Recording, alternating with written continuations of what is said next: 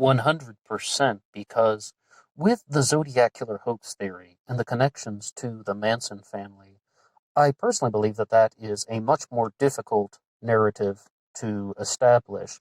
When you're simply talking about the concept of one person writing a series of letters in 1969, as well as, of course, arranging for the ciphers to be written, that is a much easier narrative to establish, that you have these crimes that were committed from 1968 to 1969, perhaps additional murders as well that are connected to this array of criminal activity. But it's such a simpler narrative if you were to say that one person was taking credit for murders that he did not commit for a variety of reasons.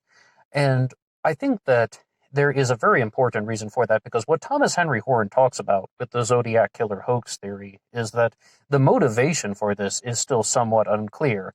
I always remember a particular episode of the Lorden Arts channel, the show Brain Scratch, hosted by John Lorden, where he said, sometimes you just have to accept that you won't understand the motive for a murder, and that still doesn't affect anything that happened. All right, this person did it, this person committed these actions, but you might not understand why.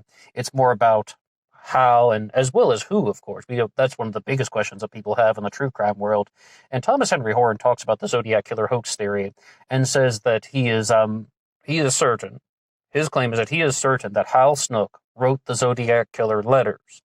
What he says he is not completely certain of is who were the active participants that were assisting him in this Zodiac killer hoax. But the motivation for Hal Snook to write these letters could be possibly he wanted to create something because he was a gifted underachiever who did not get the recognition that he felt he deserved, or perhaps he was somewhat of a Machiavellian who thought that he was so much smarter than everybody else that he could weave around the rules of society.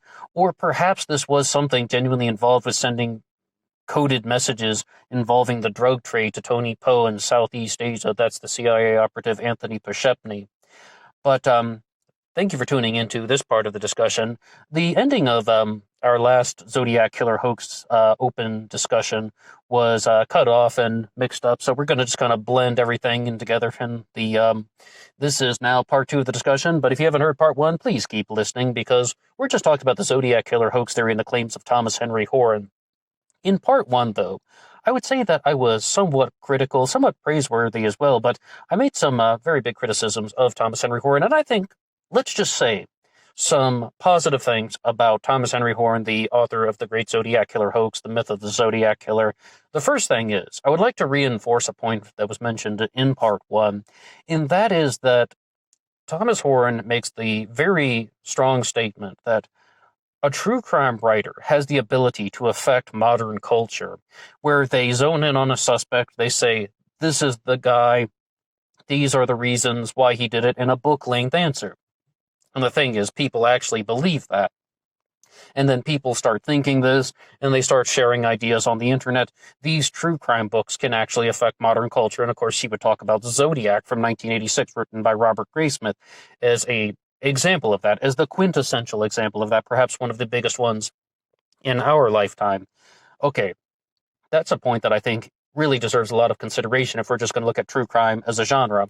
The second thing that I think he talks about that is very valuable is that we're going to have a network of criminal activity that is going on in America. It doesn't even have to be an organized network, but just mentioning that these criminals do not always operate as lone wolves, or they don't always operate as individual perpetrators, that sometimes this criminal from area A can interact with this criminal from area B, and these criminal interactions go on in a nationwide or sometimes global manner. In short, there are interchanges between different criminals and different criminal operations, as well as other things like corruption. And once you bring in things like the drug trade, which is somewhat connected to the Zodiac killer hoax, as we mentioned, or perhaps even bizarre rituals and such, those things could be involved as well.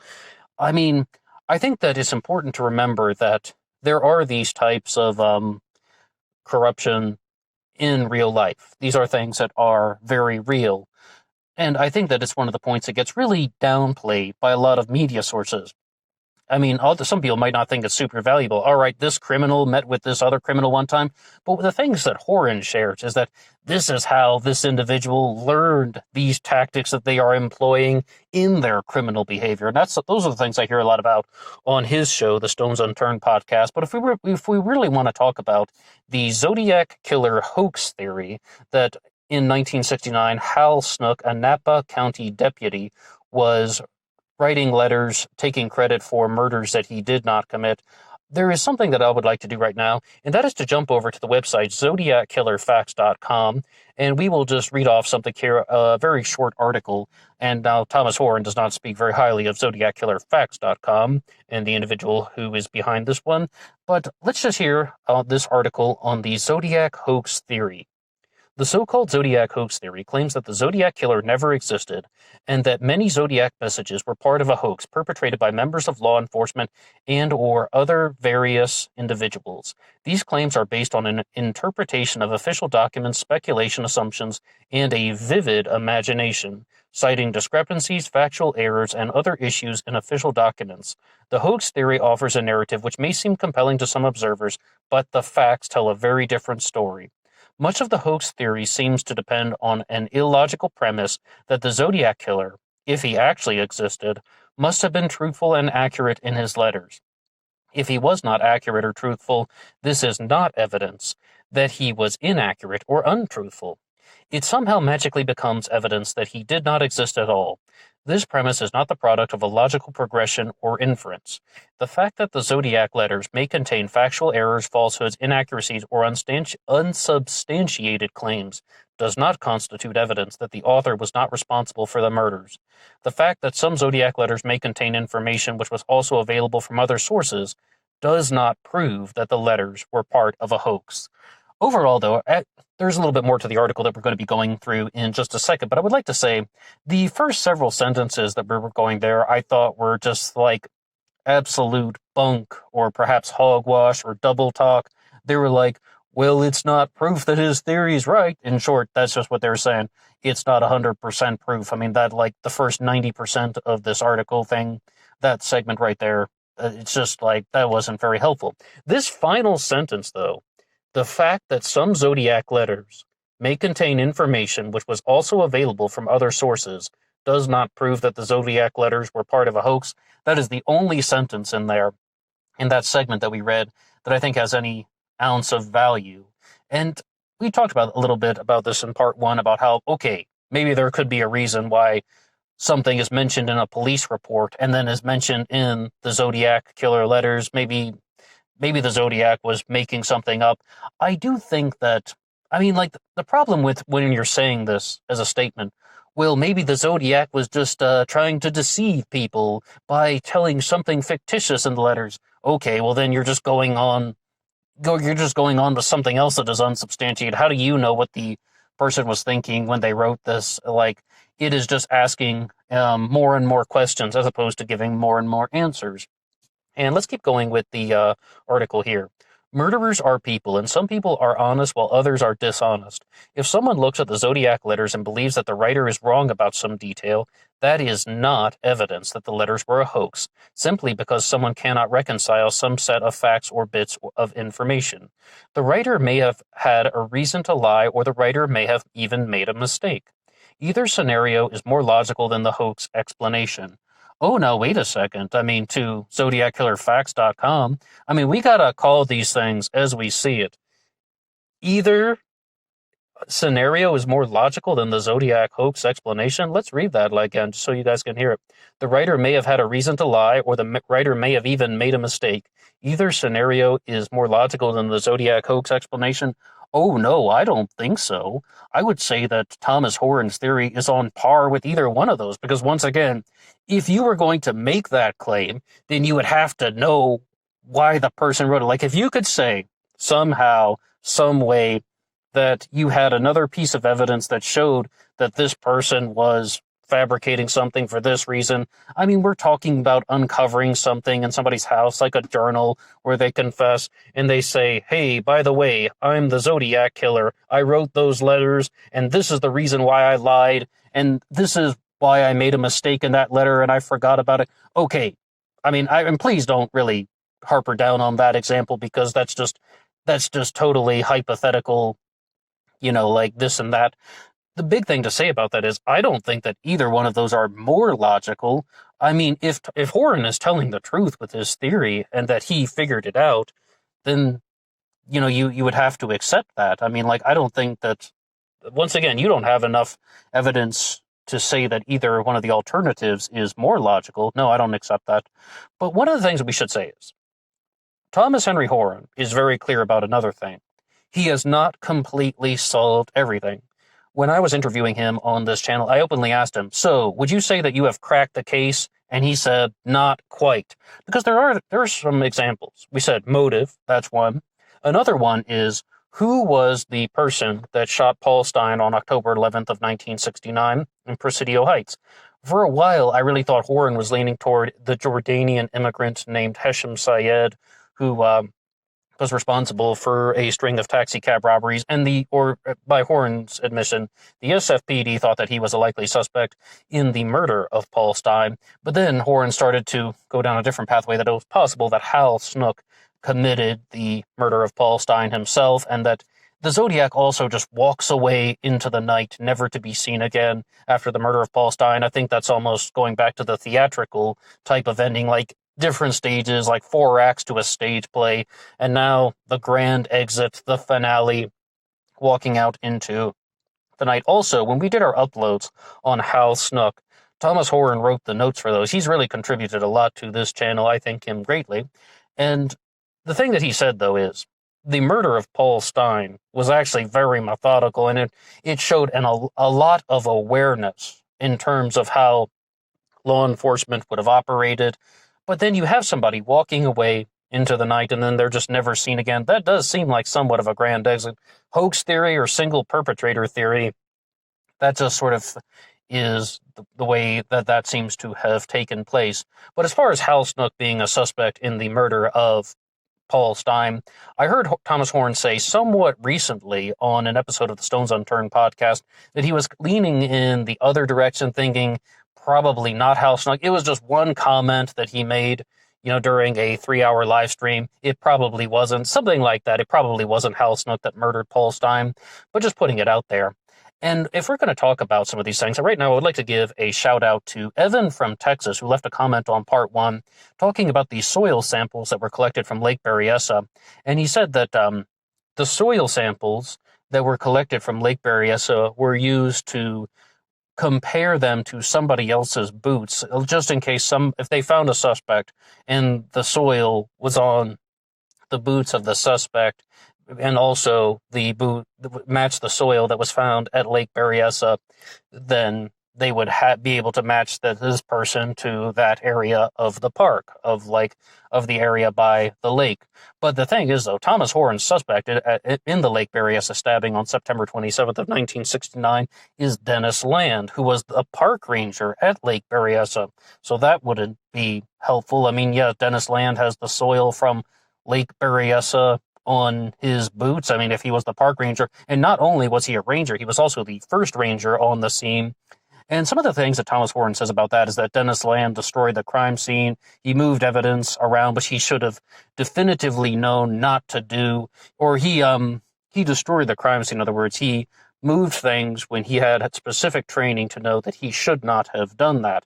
I would also like to say that at some point in time, we are going to talk about the Santa Rosa hitchhiker slayings on this channel, and Thomas Horan accuses Dennis Land of being the prime suspect, or we could say Thomas Horan's prime suspect in the Santa Rosa hitchhiker slayings, and Robert Graysmith accused Arthur Lee Allen of being the prime suspect in the Santa Rosa hitchhiker slayings.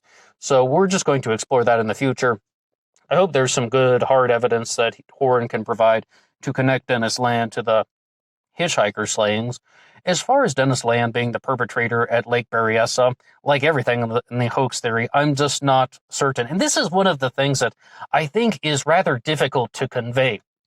All right, you can say that somebody, has made a claim. You can say that you agree with it. Or maybe you can say that somebody has a claim and you don't agree with it for this following reason. But the problem is, though, when I talk about the Zodiac hoax theory, why it seems a little bit this way and that way is because most of the time I'm simply saying I'm just not convinced, or I don't feel like I've reached a level in which I'm 100% convinced that this was the answer.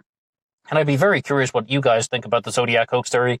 Right now, if you would like to drop some material in the comments section, what do you think? Please share your opinions or your ideas or your criticisms and commentary on the Zodiac Killer hoax theory. Now's an excellent time.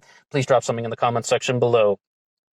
So I would just say, though, that it's a little bit difficult to kind of prove something that isn't there when you're simply saying that, well, no, that's not true for this reason. You know, it's like the concept of like proving a negative. But also, I would just really like to say, it is very difficult to just say that I'm not convinced of your theory. I'm not completely certain that you're wrong. I'm not completely certain that you're right. I'm entertaining certain aspects of it, and I can follow most of what you're saying, but I'm just not completely on board 100%. And maybe there's certain reasons, but the reasons are is just the physical evidence perhaps is not 100% there. And I would like to conclude with one thing here from Zodiac Killer Facts. Let's get to the end of the article. Like I said, it's a short article. This is the last paragraph. The evidence demonstrates that the most logical, plausible, and likely explanation is that one individual was responsible for the crimes and letters. Reasonable doubts regarding the authenticity of some Zodiac letters attributed to the Z and the alleged connection between the crimes should be based on credible evidence and reality. Well, overall, ZodiacKillerFacts.com, that is also something that is not very convincing. And I think that that article that we were going through today is one that really is taking a very strong stance, but they're simply saying, well, Horan is wrong. Well, why is he wrong? Because other possibilities could still exist. Well, yeah, no shit, Sherlock. But that's what we're trying to figure out. And also, that is not a very, very strong claim to make, that other possibilities could exist. I mean, they didn't say that completely verbatim, but that's the idea that is expressed in that article. Well, we aren't really sure of Horan's theory because other possibilities could exist. Yeah, but what's your point? So the thing is, though, that I can say about the real strengths of the Zodiac Killer hoax theory, I still think lie in how the crimes were committed. Many different crimes, and there are just differences between all of the incidents in Zodiac activity. Lake Herman Road, Blue Rock Springs, Lake Berryessa, and Presidio Heights all just have something different about them. And if Thomas Horan, well, I would just actually like to say another strength. Thomas Horan is one of the few people who can tell you, okay, this guy was at Lake Herman Road on December 20th, this guy was at Blue Rock Springs, this person was at Lake Berryessa on September 27th, this guy was at Presidio Heights. He can get his suspects to the crime scene and tell you how they were there, how this happened. He can tell you why this person was there. And another reason why I really started exploring Thomas Horan's material, much more so than Tom Voigt is, Tom Voigt operates in a different way. Tom Voigt is more like, okay, here are 5 or 6 coincidences that may or may not be relevant. And if you look at one of them, maybe you'll get a creepy feeling. Like, and that's one of the biggest motivations about why I started putting out uploads on the Zodiac Killer. I was on ZodiacKiller.com years ago, and I was just reading the stuff there, and I was like, I knew I had a lot to say about it, and I thought that some things were presented in a very poorly structured manner, not to be too harsh or anything, and I knew I had things to say about the Zodiac Killer. I had no idea what I was going to do with them. Blogging was still popular back then. It's like, do I start a blog, or how would I share this online? But something really bothered me with the way that suspects were presented on ZodiacKiller.com, particularly the narrative about Richard Gaikowski. So once I started learning about the Zodiac Killer hoax theory, I found that it really connected a lot of the suspicions I had about the group murder theory, or the concept of somebody was trying to create a serial killer legend. Most likely a group of people because of all the differences. And I was like, is this a thrill kill club? I didn't call it that at the time. I didn't call it that. And we did an upload on the thrill kill club theory, but I was just looking at all of these differences. And I was just like, well, what's the explanation for that? It really feels like you're dealing with multiple perpetrators. And then the other explanation is, of course, this could be somebody who is trying to make the crimes appear to be different. And that's not the craziest thing in the world, because that's why people are fascinated with the Zodiac killer, because this is a different type of mystery. It's not only that the identity of the killer was not established, it's that the identity of the killer was not established, and the crimes are all committed in somewhat of a different manner. But I do have to insist upon the point that whoever was behind this, Hal Snook or somebody else, was probably trying to create a serial killer legend. And the cases that I would believe that the Zodiac killer would have studied would have been the Texarkana Moonlight murders from 1946, the cases of Whitechapel, or talking about Jack the Ripper. So Texarkana Moonlight murders, Jack the Ripper, the murder of Sherry Jo Bates. I think that would also be one that the killer would have definitely had some familiarity with. Not only did the Zodiac claim responsibility for the murder of Bates, but, I mean, those letters were mailed after the Bates murders, signed with a Z, and I believe that the Zodiac killer had a lot of familiarity with that particular case. I don't think that was genuine Zodiac activity. I think somebody else murdered Sherry Jo Bates and the Zodiac took credit for it. But that's the way that the Zodiac seemed to operate. Once again, whether it's Hal Snook writing the letters, taking credit for murders he did not commit, or somebody is one perpetrator, no matter what theory you're going with, the Zodiac killer would do some genuine Zodiac activities and then would take credit for other people's activities. And you're never going to know which side it is. Kind of the way that Robert Graysmith wrote the book Zodiac, and half a sentence is true and half the sentence is false, which would have been very easy for Graysmith to do when he was writing the book. Okay, you got the police report, you're writing a sentence. Okay, we're going to just change this date, or we're going to change this time. It's not 10:30 a.m., it's now 10:30 p.m. Like, he could have done that very easily, and it's much more difficult for somebody to go back through the police reports and try and find out where Graysmith would have lied, as Thomas Warren likes to say. So I think that's where we're going to have to wrap things up now for part 2. I mean, do you guys like hearing about the Zodiac Killer hoax theory? If so, maybe we can do an open discussion in the future. And I see your comments. You guys really have a lot of good things to share and contribute. And if there are any other challenge questions that you would have about the Zodiac Killer hoax theory, please drop them in the comment section below. I would love to hear from you guys, and say something very bold. Ask whatever type of question or share whatever type of criticism you would like about either the Zodiac hoax theory or the things that you've heard here on this channel or the article that we read from ZodiacKillerFacts.com. What do you have to say? All right, well, that's all for me now, and I will see you guys on Instagram for the bonus podcast, BlackBoxNed88 on Instagram. Until next time.